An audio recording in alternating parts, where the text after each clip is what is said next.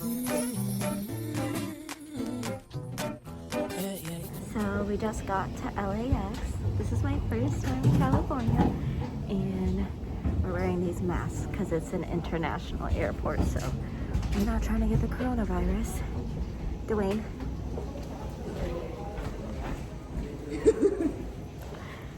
So yeah, from LA we'll be going straight to Guatemala, but we have a few hour layover here. So just gonna enjoy the company of the people we're here with, and yeah, I'll see you in Guatemala.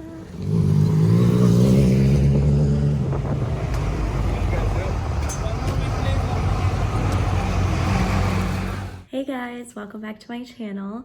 I am finally back. I've been wanting to make videos for a long time, and then I keep promising myself and then I break the promise, which I'm not gonna do anymore because I love doing this for fun, and then I just don't do it, and I don't have a reason why. So here I am.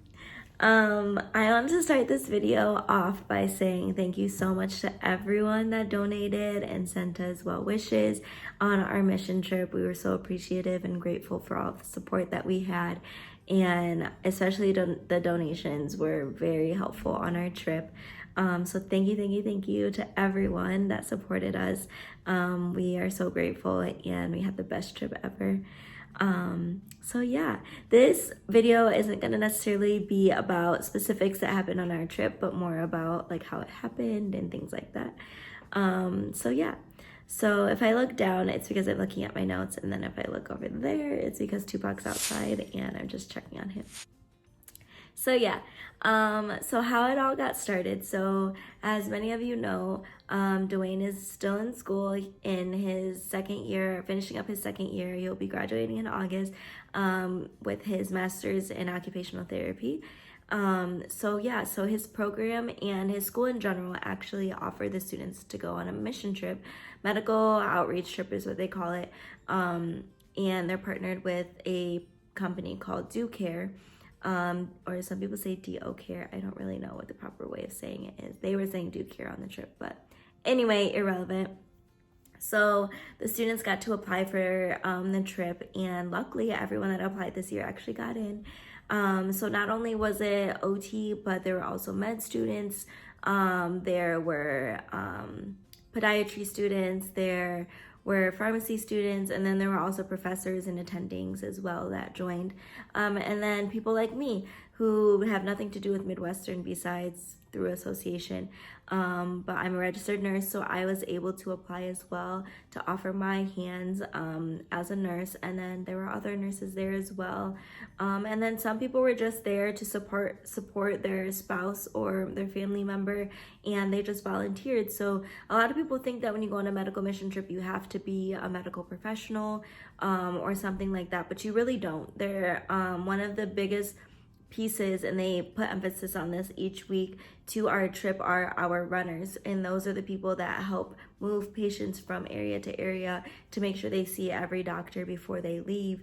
And they were a huge help to our trip. So even if you're not a medical professional, you can go on medical outreach trips, or you can go on any kind of mission trip really, and just being there provides help to them and support for the people that need it.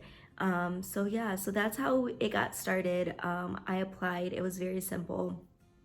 The application was like 5 minutes. I applied online, and within a couple of days I got an email back saying that I was accepted. And from there on, we just started raising money for the trip. So as you all know, if I didn't mention already, this medical outreach trip was all volunteer based. So everything is funded by yourself, and then you provide all of the care with your own hands. So nothing is funded for you. So paying for the flight, paying for your stay, transportation, any souvenirs, any meals that you want is all for your from your own funding. So we were very thankful for friends and family that decided to donate to us. It really helped us a lot. So I mean, I haven't actually tallied up the cost for the trip, but obviously international flying is more expensive than national. So that was a cost. Luckily I am not sponsored by Delta, but we had enough miles to cover one of our tickets. So that was very helpful. And then we paid for our driver, paid for food, paid for souvenirs, paid for gifts, and so forth. So the money does add up, but one thing about Guatemala is their currency is different than ours, obviously. So 7 quetzales are their currency there. 7 quetzales is equal to $1. So to us, things were a lot cheaper there. So that was pretty cool. Yeah, so why I went on the trip, well, Dwayne was going. I've always wanted to provide care internationally or go on some kind of mission trip or medical mission trip or whatever, but I've never like seeked information about it. A family that I used to babysit for, their mom is a nurse practitioner, I believe. And she goes on trips all the time out of country, and I always thought that was really cool. So it's something that I've always wanted to do, and it was just kind of an opportunity came up, and I was like, well, why don't I apply? So nothing like really like personal to begin with, but now it's very personal because it was the most amazing trip ever, and I would go back in a heartbeat or travel to a different country in a heartbeat to do this again. So yeah, so I already mentioned kind of people that already went, like students, faculty, and so forth. We met amazing people. That's one thing about medical mission trips is like, you're not going to be with a group of like snobs or anything like that. You know, these are people that actually want to help other people and care about other people. So everyone there was like so nice. Like, I don't even know how to use another word, but everyone was so welcoming and nice. I actually worked with podiatry most of the trip. So if you don't know, if you're not familiar, podiatrists are doctors of the feet. I kind of started the mission not really knowing what area I was going to be in. Since I wasn't a student, I took so many pictures on this trip that my phone keeps running out of storage. So I have to keep starting over, but where did I leave off? So when I first got to the first clinic, I didn't really know exactly where I was going to be putting my hands to help. So I kind of just bounced all over the place, and then about like halfway through the day, I found podiatry, and I really just went over there to observe. I was kind of like on a little lunch break. There's no such thing as lunch breaks. You kind of just take a break when you can. But I was just going over there just to see like what they were doing, and they were going to be doing a ingrown toenail avulsion, and I was just watching, and the professor was like, okay, so you're going to be doing the injection, and I was like, okay. So from then on, I was just with podiatry for the rest of the trip, and it was so much fun.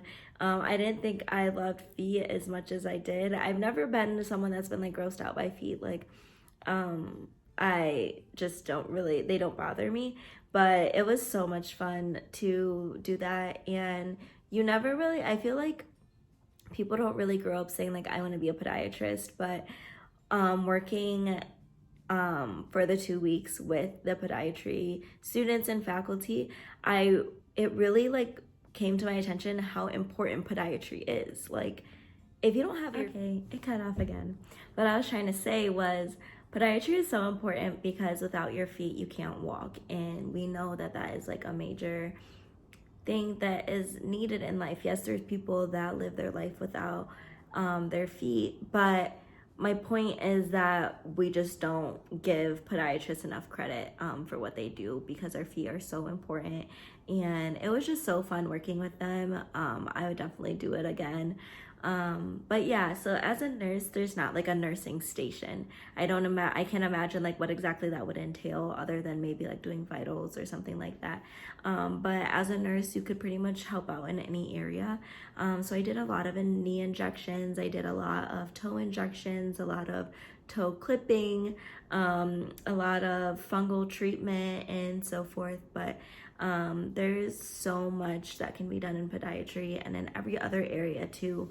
I know that the OTs got to see a lot of interesting cases, and as well as every other profession. So all I can really say is that if you have thought about doing a medical trip or a mission trip or anything like that, I am not sponsored by Duke here. I'm not sponsored by Delta. I'm just trying to tell you that you should do it because it was life-changing. Going to a third world country and seeing how they live life and how happy they are and how grateful they are for living is just so heartwarming, because here in the States, I feel like we focus so much on the luxury things.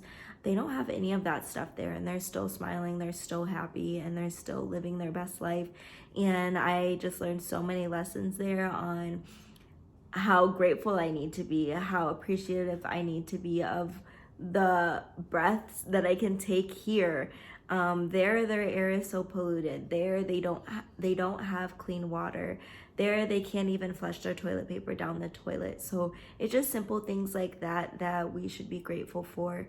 I know that there are struggling communities in the States too, and I would love to put my hands where I can help here, because I know that there's places here without clean water and without good sewage systems and things like that, and help is needed everywhere. And I just think that if you are able to help, you should, because I think that that should be what we do as not only medical professionals but good people. Mission trips are so helpful to those communities that, like, these people were having to walk hours to get to these clinics, and they were walking those hours. We would show up at like 8 a.m.